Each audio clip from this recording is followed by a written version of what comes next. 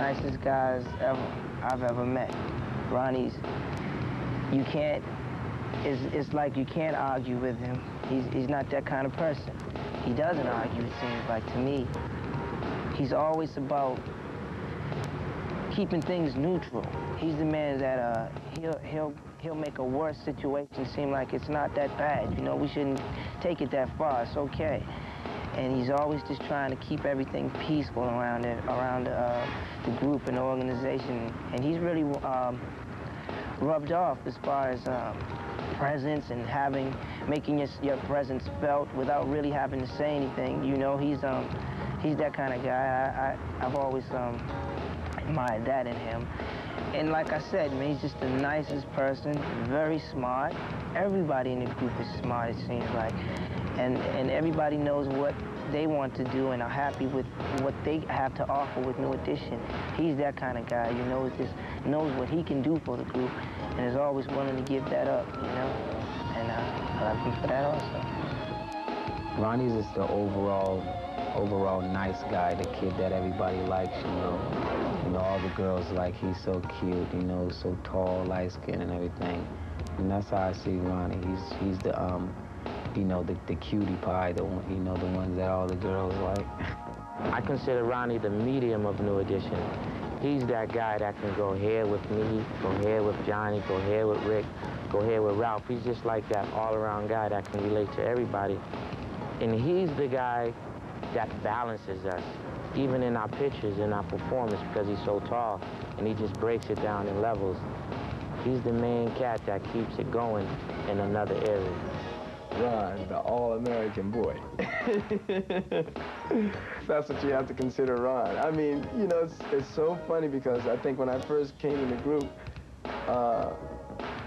Ronnie was more of the kind of person that you feel right off the bat that you can go, yeah, this is, I feel, you know, I felt comfortable around all the guys, but with Ron being the all-American boy, you really felt like, I mean, he made you feel like, you know, whoa, this is gonna work. You know, he's got one of those kind of personalities.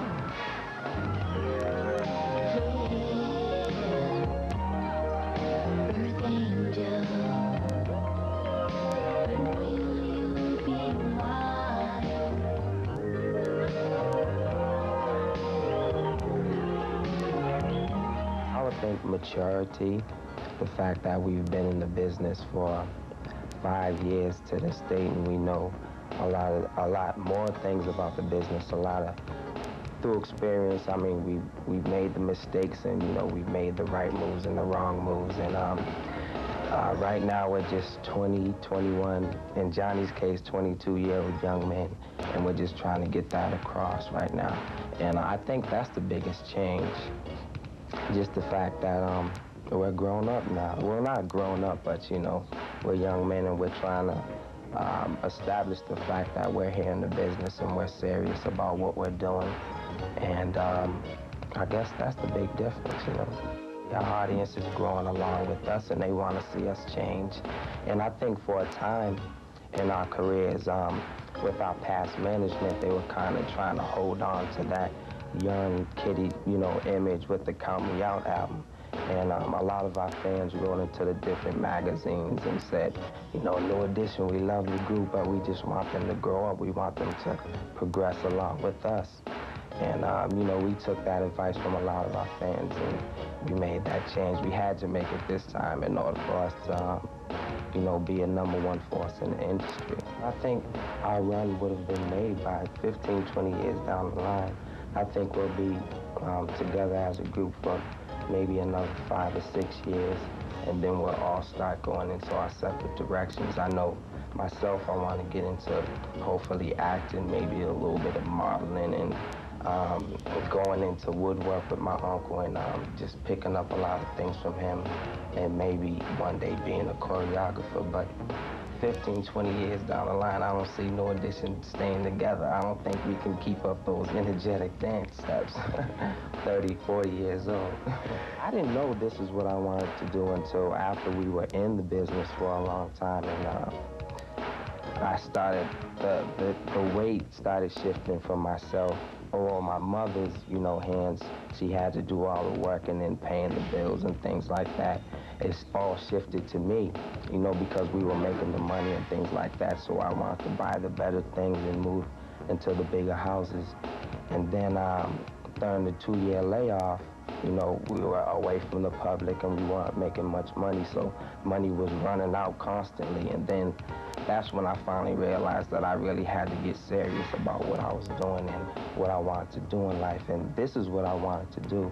I think since I was a young boy, my uncle, who is my inspiration, Brooke Payne, kind of groomed me into, you know, being a performer. But I think during that 2-year layoff, it really opened up my mind, and I really had to say, yo, let's get it back together and, and you know, be all we can be in the business so we can pay those bills. I was always used to the group being a 5, so it was kind of a disappointment to me, and we were all, well, through my mind, I was wondering, well, I mean, are the fans gonna accept us as a 4-member group? Should we go get another member? Should we call Bar back and say, yo, let's work out our differences? So it was a time where myself, I didn't know what to expect, but I knew that we had to work around what we had, so I was willing to go with it.